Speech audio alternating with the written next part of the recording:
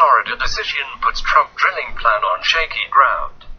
Interior Secretary Ryan Zinke may have put the Trump administration on shaky legal ground by agreeing to remove Florida's waters from consideration for offshore drilling.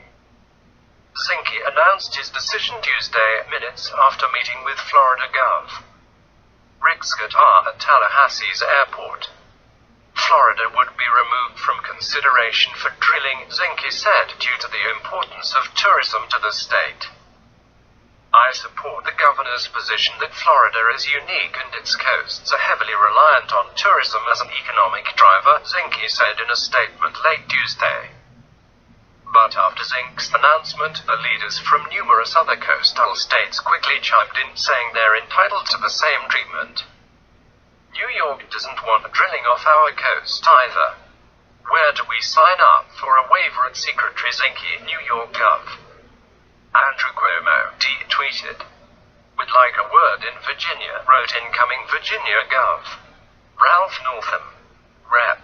Mark Sanford. RSC, an opponent of offshore drilling, criticized the decision, saying it was likely self-serving on President Trump's part due to the coastal location of his private Mar-a-Lago club. I mean, you can't say I don't want to see an oil rig from Mar-a-Lago as I look out from the waters of Palm Beach. But it's okay to look at an oil rig out from Hilton Head of Charleston, South Carolina, he said on CNN Newsroom with Brooke Baldwin. From both a political and a legal perspective, Zinke may have painted himself into a corner. If the Trump administration extends the logic applied to Florida to the rest of the country, its energy dominance agenda could be in peril. Zinke, last week, proposed considering offshore oil and natural gas drilling nearly everywhere, including along the Pacific, Atlantic and Gulf of Mexico coasts and in nearly every spot around Alaska, save for Bristol Bay. The only coastal state governors who have not asked to be excluded from the drilling are in Maine, Georgia and Alaska. Scott, who is close with Trump and may run from the Senate, announced Zinke's consideration of Florida. The governor had been working to bolster his environmental credentials ahead of the potential challenge against Sen. Bill Nelson, who has fought to prevent offshore drilling near Florida for decades. While taking Florida off the list could prove helpful to Scott, the way the decision was made could prove problematic. Other states and legal experts say Zinke created a new standard that should apply to any state that wants it.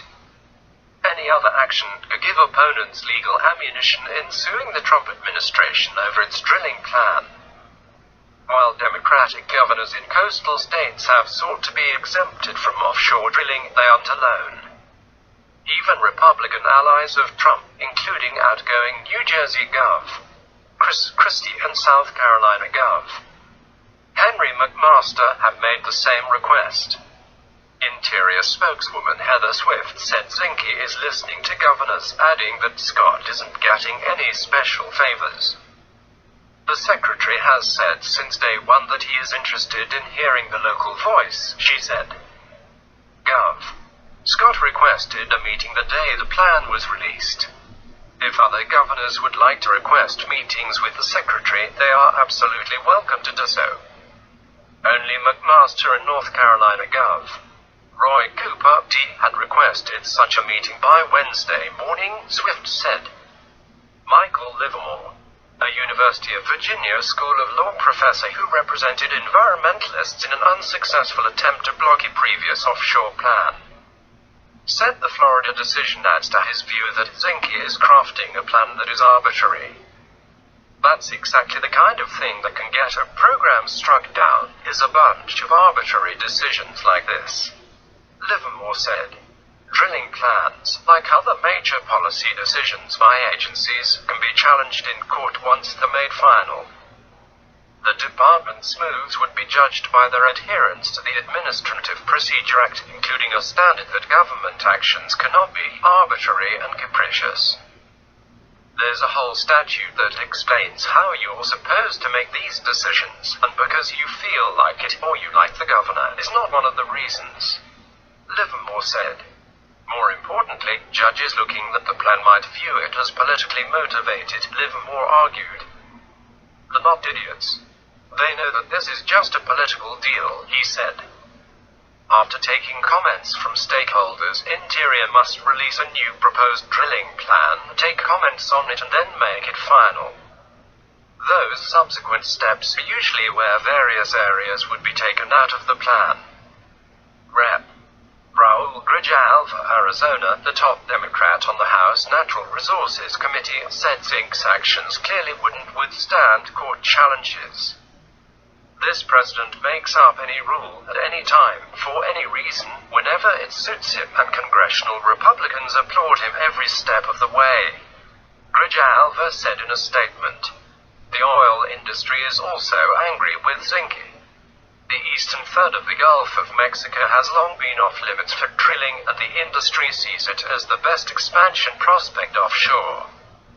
Randall Luthi, president of the National Ocean Industries Association, called Zink's action disappointing and premature. Removing areas offshore Florida this early in the planning process prematurely curtails dialogue and thorough study of the possibilities for future development of offshore resources that could profit additional energy and jobs for working Floridians, he said in a statement. Livermore said that if the oil industry or a company wants to sue Zinke for excluding a certain area, like the Eastern Gulf, they might do that. Frankly, I hope they have enough backbone to do it. If you are an outfit that wants to drill in that area, you have been mistreated, Livermore said, specifying that he doesn't think Eastern Gulf drilling is a good policy idea.